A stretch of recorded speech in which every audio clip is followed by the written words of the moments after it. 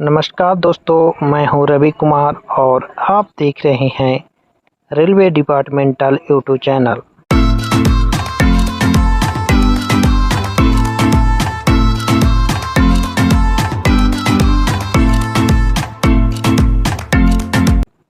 आज के वीडियो में हम लोग ऑपरेटिंग डिपार्टमेंट के प्रश्न को देखेंगे जो परीक्षाओं के लिए बहुत ही महत्वपूर्ण है। तो इसमें पहला प्रश्न है, पिछले स्टेशन का एडवांस स्टार्टर सिग्नल खराब होने पर IVS को भी खराब माना जाएगा। तो ये सही है कि यदि पिछले स्टेशन का एडवांस स्टार्टर खराब है तो IVS को भी खराब माना जाएगा। अगला प्रश्न है, जिन ब्लॉक स्टेशनों पर ब्लॉक यंत्रों की व्यवस्था नहीं है वहां TSR रखा जाएगा। तो वहां भी TSR रखा जाएगा, तो ये सही है। अगला प्रश्न है, ब्लॉक यंत्र खराब होने पर अब दिशा में जाने वाली गाड़ी के लिए लोको पायलट को कौन सा प्राधिकार दिया जाएगा। तो ब्लॉक यंत्र खराब हो जाने पर अब दिशा के लिए TC 1425 दिया जाता है। अगला प्रश्न है, ब्लॉक यंत्र खराब हो जाने पर डाउन दिशा में जाने वाली गाड़ी के लोको पायलट को कौन सा लिखित प्राधिकार दिया जाएगा। तो डाउन दिशा में TD 1425 दिया जाता है। अगला प्रश्न है, पेट्रोलमैन को ओवरड्यू कब माना जाता है। तो पेट्रोलमैन को ओवरड्यू 15 मिनट के बाद माना जाता है, यानी पेट्रोलमैन यदि 15 मिनट का देर कर देता है तो उसे ओवरड्यू माना जाएगा। अगला प्रश्न है, पेट्रोलमैन ओवरड्यू होने पर चालक को दिन व रात के लिए किस गति का सतर्कता आदेश प्राप्त होगा। तो चालक को रात में 20 किलोमीटर प्रति घंटा और दिन के लिए 15 किलोमीटर प्रति घंटा का कॉशन ऑर्डर प्राप्त होगा। अगला प्रश्न है, यातायात कार्य आदेश TWO की वैधता कितनी होती है। तो इसकी वैधता 3 माह तक होती है। अगला प्रश्न है, सिंगल लाइन टोकन लेस वाले सेक्शन में TTM मशीन, जिसको टाइट टाइपिंग मशीन बोला जाता है, को ब्लॉक सेक्शन में कार्य वापस करके वापस उसी स्टेशन पर लौटना हो तो स्टेशन मास्टर उसे कैसे अधिकृत करेगा। तो उस स्टेशन मास्टर उस कार्य के लिए ब्लॉक बैग व T806 उसे देगा। अगला प्रश्न है, TTM को कौन से प्राधिकार के बिना रनिंग लाइन पर नहीं लाया जा सकता है। तो उसे T806 दिया जाएगा, तभी रनिंग लाइन पर लिया जाएगा। अगला प्रश्न है, डबल लाइन की सही लाइन पर TTM ब्लॉक सेक्शन में कार्य करके वापस उसी स्टेशन पर लौटेगी तो स्टेशन मास्टर द्वारा उसे कैसे अधिकृत किया जाएगा। तो यदि उसी स्टेशन पर लौटती है तो ब्लॉक फॉरवर्ड किया जाएगा और T806 उसे दिया जाएगा। अगला प्रश्न है, जब किसी गाड़ी को 2 मोटर ट्रॉली फॉलो कर रहा हो तो पहले फॉलो करने वाली मोटर ट्रॉली के इंचार्ज को क्या प्राधिकार दिया जाएगा। तो उसे सतर्कता आदेश यानी कॉशन ऑर्डर दिया जाएगा।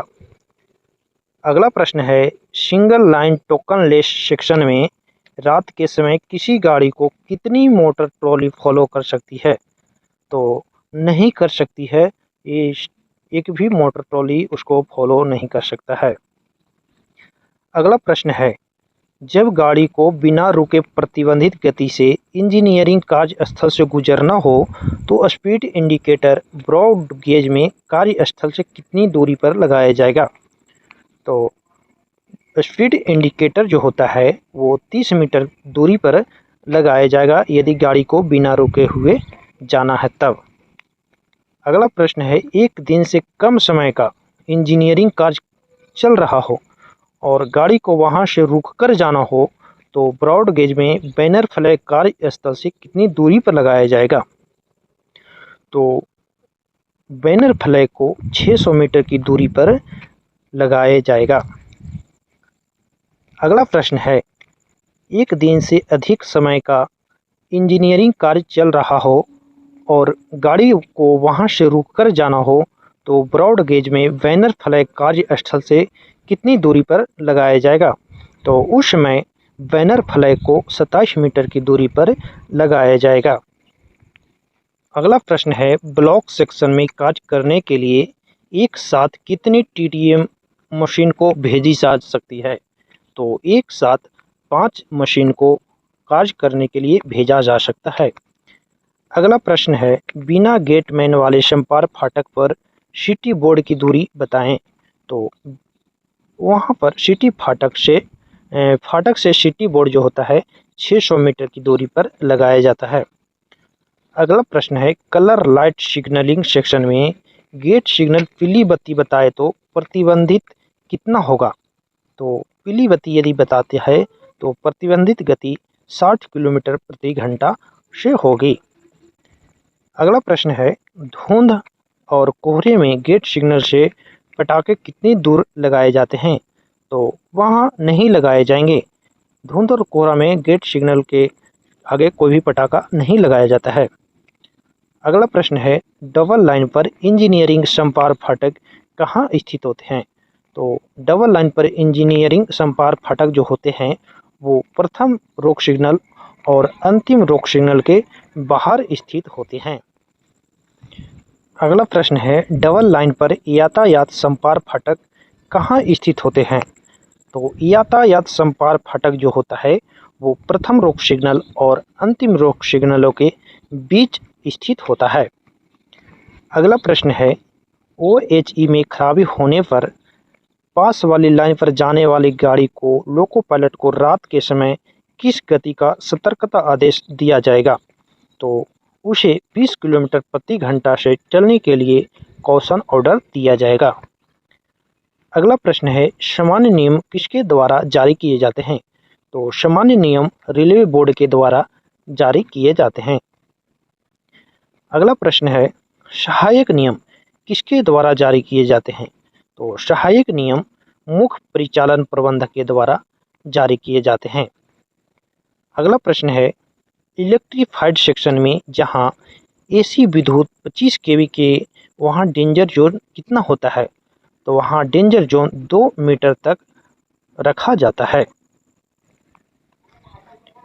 अगला प्रश्न है, OHE सेक्शन में यदि कोई हॉट टिक्सल वाली गाड़ी डीजल इंजन से जा रही है तो भी OHE सप्लाई को कटवाना चाहिए या नहीं कटवाना चाहिए?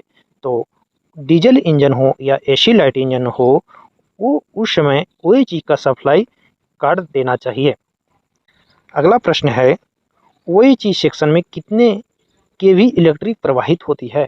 तो 25 kV इलेक्ट्रिक प्रवाहित होती है।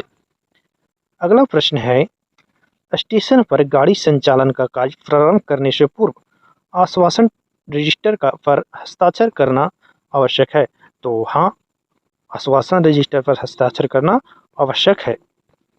अगला प्रश्न है, यदि कोई स्टेशन मास्टर 15 दिन से अधिक अवकाश या अनुपस्थित रहता है तो उसे आश्वासन रजिस्टर पर हस्ताक्षर करना आवश्यक है। तो हाँ, उसे भी हस्ताक्षर करना आवश्यक है। अगला प्रश्न है, संपार फाटक के संचालन की विधि SWR में किस परिशिष्ट में लिखी होती है? तो संपार फाटक के संचालन की विधि SWR के परिशिष्ट A में वर्णित होता है।